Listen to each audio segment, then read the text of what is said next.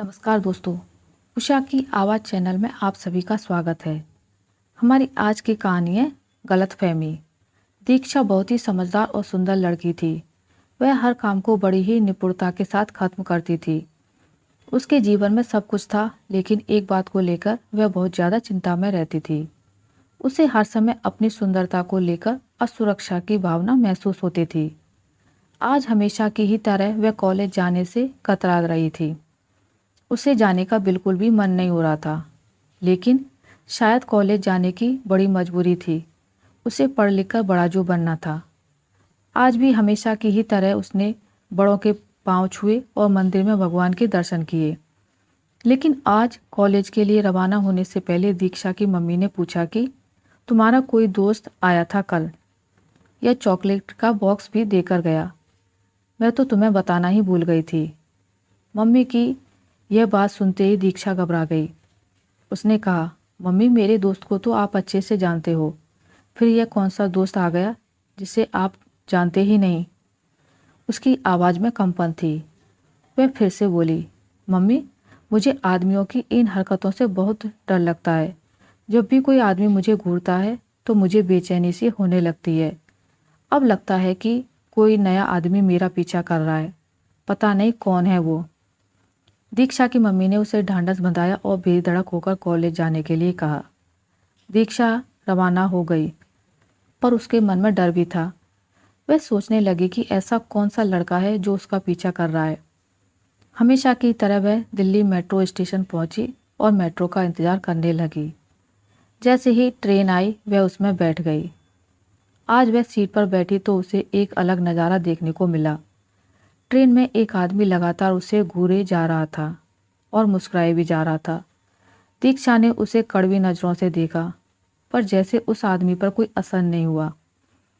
दीक्षा उसे अनदेखा करने के लिए बाहर की ओर देखने लगी। थोड़ी देर बाद कॉलेज आ गया तो वे ट्रेन से उतर गई। वह आदमी भी दीक्षा के पीछे पीछे आ गया। दीक्षा जब तक कॉलेज में नहीं घुसी तब तक वह उसके पीछे पीछे रहा। अब मानो यह हर दिन की बात हो गई थी। वह आदमी दीक्षा का हर दिन पीछा किया करता था।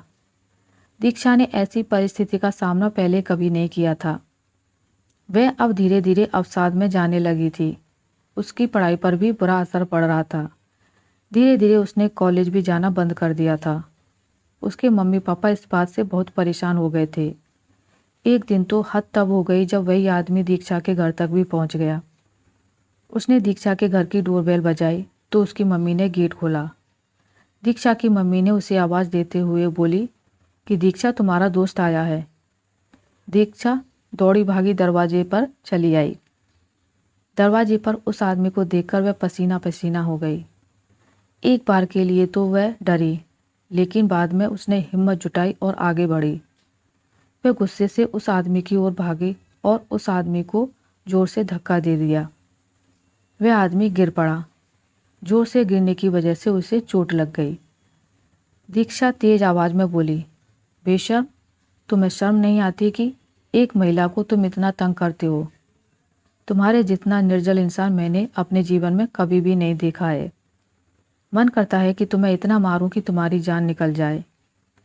पीछे से एक लड़की दौड़ते हुए आई और उसने उस आदमी को गले लगा लिया।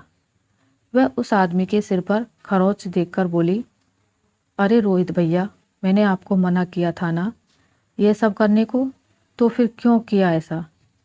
आपकी रिया अब मर चुकी है। यह रिया नहीं है। आप क्यों नहीं समझते? अब वह लड़की उठी और दीक्षा के पास गई।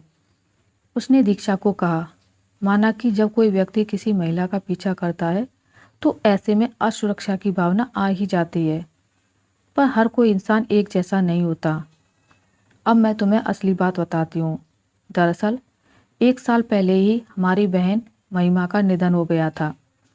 वह एकदम तुम्हारे जैसी दिखती थी। जिस दिन उसका निधन हुआ उस दिन रक्षाबंधन था।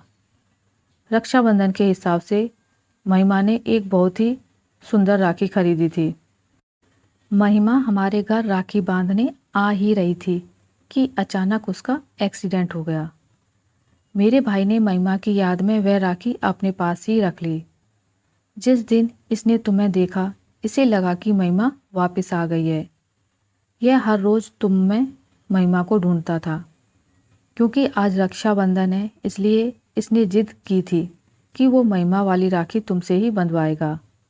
आज इसी मकसद से यह यहाँ आया था और तुम्हारी गलतफहमी से तुमने इसे चोट पहुँचा दी। दीक्षा शर्म के मारे पानी पानी हो गई। उसने अपनी नज़रें उठाकर रोहित को देखा। रोहित की बंद मुट्ठी में वही राखी थी जो महिमा उसे बांधने वाली थी। आशा करती हूँ आपको मेरी आज की कहानी अच्छी लगी होगी। अगर आपको मेरी ये कहानी अच्छी लगी है तो इसे लाइक करें, ज़्यादा से ज़्यादा शेयर करें और अगर आप मेरे चैनल पर नए हैं तो इसे सब्सक्राइब करना ना भूलें। मिलते हैं एक नई कहानी के साथ, तब तक के लिए नमस्कार।